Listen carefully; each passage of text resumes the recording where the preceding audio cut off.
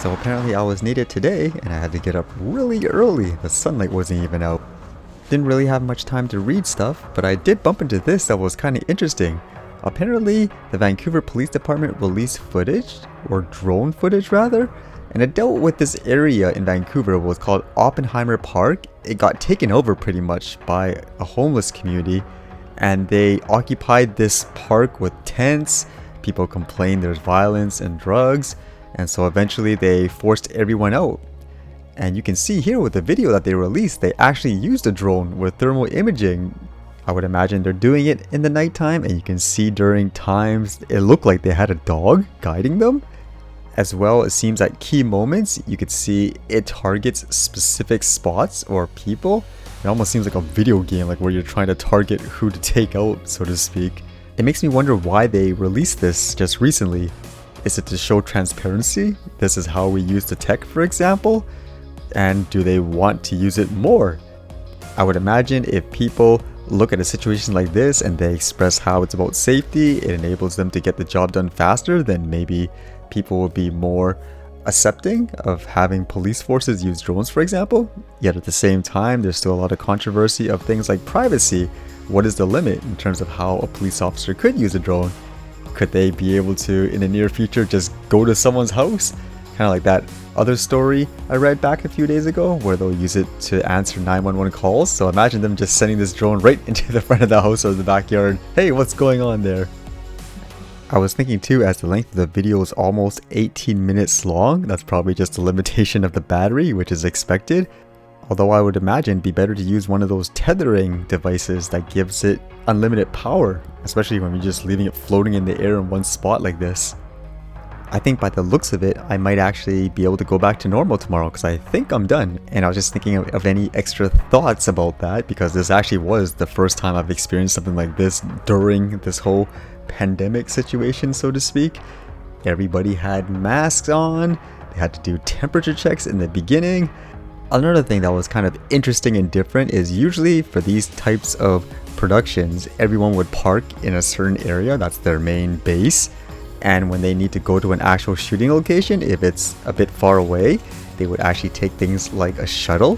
Whereas here, they actually, in those cases, ask people to drive their own vehicles from this base area to the shooting location. And I could only imagine the reason for that is because of this COVID stuff. They don't want people sharing the same vehicles and all that, which makes you think, like here we have buses and stuff, even though they have like those mask requirements and all that, there's still more people bundled up right now than way before.